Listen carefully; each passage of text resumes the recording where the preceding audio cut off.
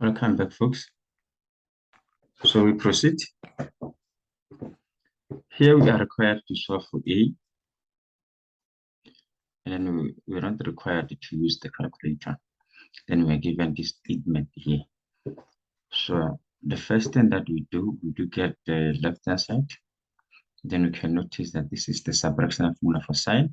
Then we use the expansion for sine.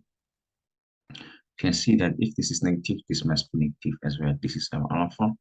This is our beta. That is why here we have 60, 45, 60, 45. And this side, we don't change anything.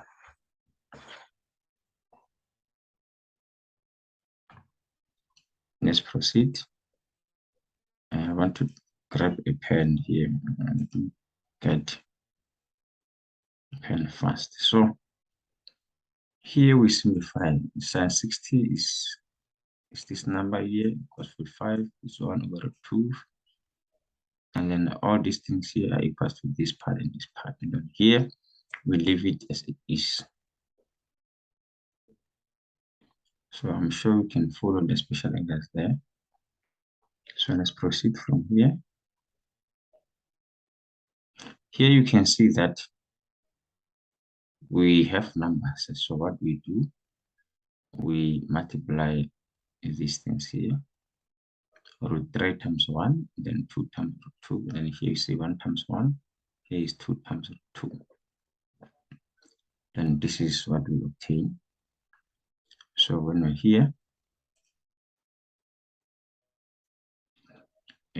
here, we divide both sides by this part here. And then when we do that, then we have the root 3 minus 1 all over 2, which is equal to cos A. So here we are solving cos A. Solve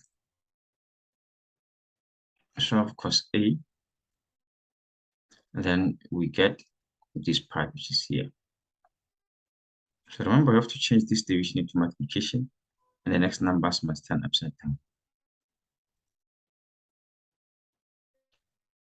Then when we simplify this part, we get half.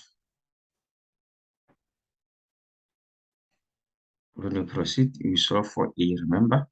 And this is what we have. The cos of A is half. So we check which quadrant is cos positive. We notice that it's positive in the first quadrant and the fourth quadrant. And in the first quadrant, we use a shift cos to get the reference angle. The reference angle becomes 60 degrees. We add the multiple of 360, and n must be an integer.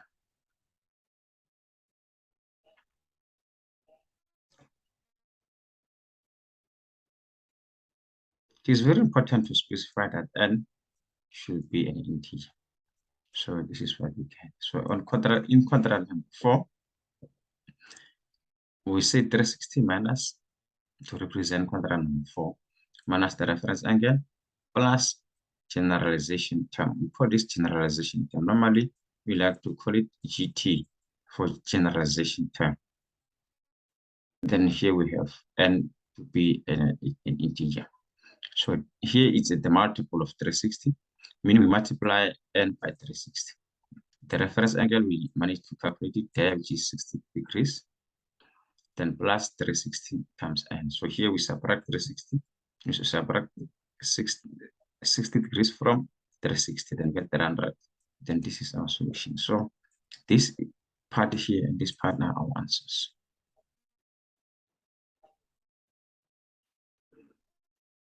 So let's go through this problem quickly.